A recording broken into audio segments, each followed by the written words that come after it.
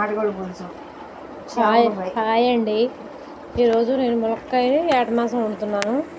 అసలు మామూలుగా అయితే ముందు పచ్చిరేడు ములక్కాయ వండుదాం అనుకున్నాను, కానీ నాకు ఒంట్లో బాగాలేదు. 2 రోజులు మట్టి తలపోటును మెన్నాలన్నీ లాగేస్తున్నాయి. మళ్ళీ పచ్చిరేడు తింటే వాసన చేద్దామని ఏటమాసం తీసుకొచ్చాడు. అందుకని మటన్ ములక్కాయ వండుతున్నాను. మీరు ఎప్పుడన్నా మటన్ ములక్కాయ వండపోతే ఇలా ఒకసారి ట్రై చేయండి, చాలా బాగుంటుంది. ఫస్ట్ నూనె తీసుకుని తర్వాత ఉల్లిపాయలు వేసిన తర్వాత ఉల్లిపాయలు వేగిన తర్వాత అప్పుడు మటన్ వేసుకోవాలి.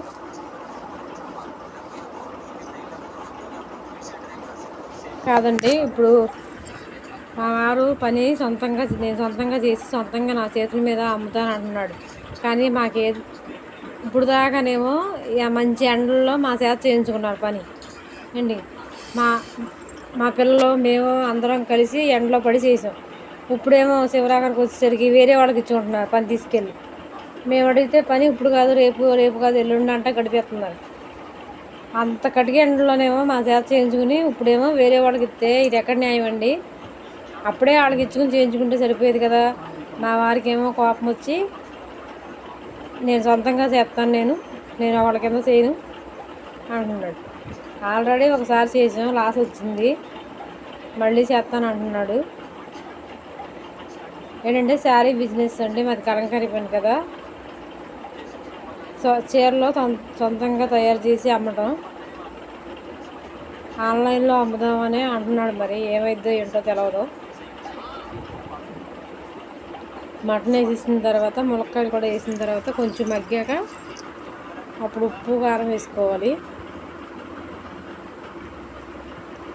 ఏమోనండి, మరి ఏమైద్దో ఏమో మా పని. అవసరం తీరాక ఏదో అంటారు చూసారా, అట్టా ఉంది.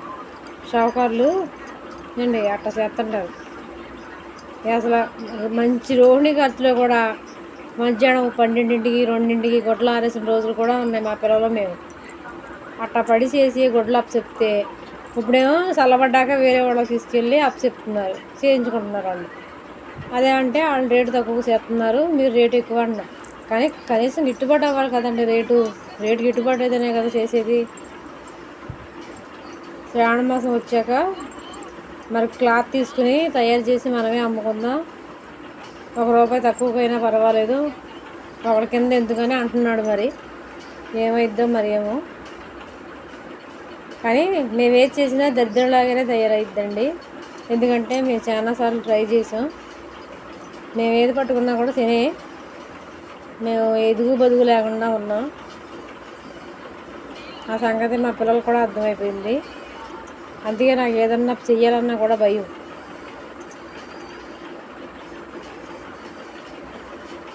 ఎందుకంటే ఏది చేద్దామన్నా వెనక్కి వెళ్తుంది, కానీ సక్సెస్ మాత్రం అవ్వదు.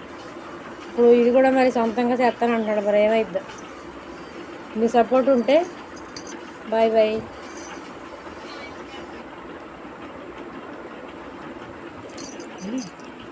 గసగసాలను ఈసారి జీడిపప్పులు ఇవ్వండి, ఈసారి కొబ్బరాను గసగసాలు వేసి పేస్ట్ వేసేస్తున్నాను. జీడిపప్పులు ఉంటే ఇంకా కొంచెం చిక్కగా వచ్చేది. కానీ నాకైతే చేస్తానని అంటున్నాడు. దాంతోపాటు మామూలు శారీస్ కూడా, కలంకారీ శారీస్ను బేడ్ శారీస్ కలిపి అమ్ముదాం, అంతకైతే నేను తిరుగుతాను కానీ ఒకరి కింద చేయను అని అంటున్నాడు. దేనికైనా పెట్టుబడి కావాలని కదండి ముందు. ఇప్పుడు వరకు అయితే మేము చేసినవి మాకు తినడానికి, మా పిల్లలకి స్కూల్ ఫీజులకి వాటికి సరిపోయినాయి. మరి తర్వాత ఏమైద్దో మరి. సొంతంగా చేస్తే బాగుంటుందో లేదో కామెంట్ చేయండి. మీరు కూడా ఏదన్నా ఒక ఆలోచన ఉంటే చెప్పండి, చెయ్యాలో వద్దో. మీ సపోర్ట్ కూడా తీసుకుని నిర్ణయం తీసుకుంటాం. మేము మా ఫ్యామిలీ అనుకుని మిమ్మల్ని సలహా అడుగుతున్నాను. ఏ విషయమో కామెంట్ రూపంలో తెలియజేయండి. మీ సలహాలు కూడా పాటిస్తామండి. ప్లీజ్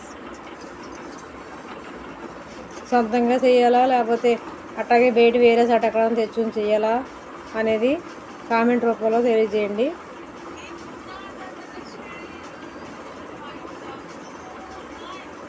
ఎన్నాళ్ళన్నా ఎదుగు బదుగు లేకుండా ఎలా ఒకళ్ళ కింద పనిచేయటం. అవసరం ఉన్న నాళ్ళు చేయించుకుంటున్నారు, అవసరం తీరిపోయాకేమో వేరే వాళ్ళకి ఇచ్చుకుంటున్నారు. అసలు పిల్లలు గొడ్డలారత్తకి అల్లాడిపోయారు ఎండల్లో ఏంటి అట్లా చేసి ఈరోజు ఆ మాట అన్నారు. మాకు తెలవకోకుండా వేరే వాళ్ళకి ఇచ్చేసుకున్నారు. ప్లీజ్ అండి శివరాఖరికి నా ఛానల్ సబ్స్క్రైబ్ చేసుకోండి.